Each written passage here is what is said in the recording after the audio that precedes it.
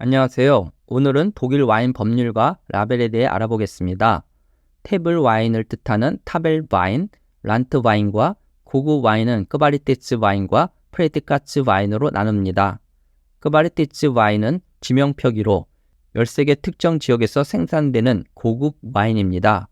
프레디카츠 와인은 포도의 숙성에 따른 축적된 당도의 수준을 나타내는 것으로 6개의 프레디카트 등급이 있습니다. 카비넷은 정상 시기에 수확한 포도로 높은 산도와 가벼운 바디 와인입니다. 청사과나 감귤류 과일 풍미로 드라이부터 중간 스위트 와인 스타일입니다. 다음은 늦게 수확한 슈페틀레제입니다. 독일은 포도 재배를 위한 북위 50도의 북방 한계선에 위치하여 서늘한 날씨로 햇볕을 오랫동안 받기 위해 수확을 늦추기도 합니다. 이를 통해 높은 일조량과 일교차로 서서히 숙성된 포도는 높은 산도와 당도를 가집니다.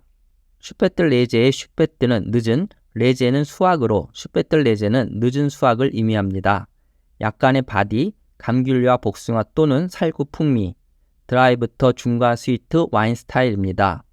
이제 다룰 등급은 포도 당도를 올리는 기부균과 관련이 있습니다. 독일의 포도밭들은 강가를 따라 강반사 효과를 받지만 또한 포도가 기부균에 감염되기 좋은 조건입니다.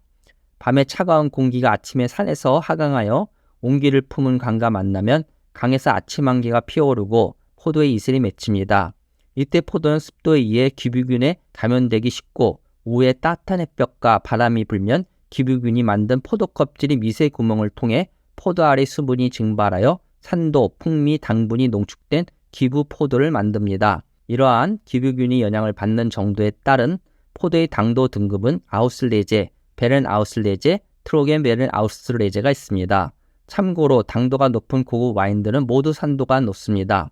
예로 리슬링 품종은 천연 산도가 높으며 독일의 서늘한 기온은 높은 산도를 유지하는 데 유리합니다. 산도가 높아야 밋밋하며 끈적거리는 느낌을 주지 않아 산도와 당도의 밸런스가 잘 맞는 산뜻한 스위트 와인을 제조할 수 있습니다. 아우슬레제는 기부 영향을 받는 부분이 있는 매우 잘 익은 포도로 손으로 수확한 선별된 포도송이로 만든 와인입니다.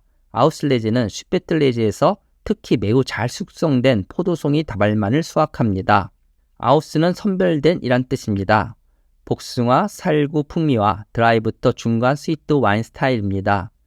베렌 아우슬레제는 일반적으로 귀부 곰팡이의 영향을 받는 개별적으로 선택된 포도알로 만든 스윗한 디저트 와인입니다.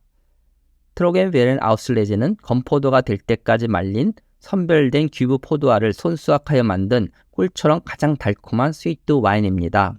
참고로 와인 레벨에 트로켄은 드라이 와인을 말하며 TBA에서 T트로켄은 건포도같이 말린이란 뜻입니다. 끝으로 아이스 와인은 매우 늦게 포도나무에 남겨진 자연적으로 언 포도를 보통 -8도 이하에서 수확하고 얼었을 때 압착하여 만든 와인입니다. 독일은 1858년에 세계 최초로 상업적 아이스 와인을 출시하였으나 지금은 지구온난화로 아이스 와인을 생산 못하는 경우도 많습니다. 아이스 와인은 포도 품종 자체의 고유 풍미를 유지하며 스윗한 디저트 와인입니다. 독일의 와인 등급을 단순히 당도로만 정하는 것에 대한 보완을 하기 위한 방법이 1970년에 사설단체인 독일 우수 와인 생산자 협회, 즉 VDPA에 만들어집니다. 부르고뉴처럼 때루아 기반의 VDP라는 피라미드식 와인 등급을 정했으며 병목에 포도송이를 들고 있는 독수리 마크로 차별화했습니다. 이탈리아의 키안티의 검은 수탉 마크가 생각나네요. 최상의 포도밭에서 생산한 최고의 와인은 부르고뉴의 프리미에르에 해당하는 상급의 에르스테 라게 민 그랑크루에 해당하는 최상급의 그로세 라게 라벨이 붙습니다. 하지만 좋은 와인을 생산하는 생산자 중에서 VDP 멤버십을 안 하는 경우도 있습니다. 독일은 지구온난화 영향과 레드 와인의 생산 증가로 드라이 와인 생산도 늘고 있습니다. VDP에서는 GG, 즉 그로세스 게벡스 라벨이 있는 경우는 VDP에서 선정한 최상급 포도밭 부지인 그로세 라게의 포도로 드라이 와인을 만들었음을 의미합니다. 복잡한 독일의 와인을 고르는 방법으로 일상적인 와인을 원할 경우는 끄바리티츠 와인을 찾고 특별한 날에는 에르스테 라게 또는 그로세 라게를 선택합니다. 그 다음 스위트 와인의 경우는 프레디카트 등급에서 카비넷, 슈페틀레제, 아우슬레제 중에 하나를 선택하면 됩니다. 반면 최고급 드라이 와인을 원하면 단순히 GG 라벨을 찾으면 됩니다. 한편 베렌아우슬레제나 트로겐베렌아우슬레제는 고가이고 잘 보이지는 않습니다. 이제 몇 가지 와인 라벨의 예를 보겠습니다. WSET 고급과정 시험을 보려면 와인 레벨을 잘 파악할 수 있어야 합니다. 이 와인의 프레디카트 등급은 까비넷으로 정상적인 시기에 수확한 포도로 만든 와인입니다. 청사과나 감귤류 과일 풍미와 높은 산도와 가벼운 바디의 잔당이 있는 와인입니다. 슈페틀레제로 늦게 수확한 잘 익은 포도로 만든 와인입니다. 약간의 바디, 감귤류와 햇가류, 풍미에 트로켄이 있으므로 드라이 와인입니다. 아우슬레제로 귀부 영향을 받은 부분이 있는 매우 잘 익은 손으로 선별된 수확을 한 포도 송이로 만든 와인으로 복숭아 살구 풍미와 잔당이 있는 와인입니다. 이 와인은 산도와 당도의 조화를 잘 이룬 고품질 스위트 와인입니다.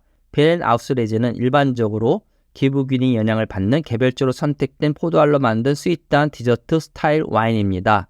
기부균에 의한 독특한 곰팡이 풍미와 두드러진 꿀, 살구, 감귤류 껍질, 말린 과일 풍미와 높은 산도의 스위트한 디저트 와인입니다.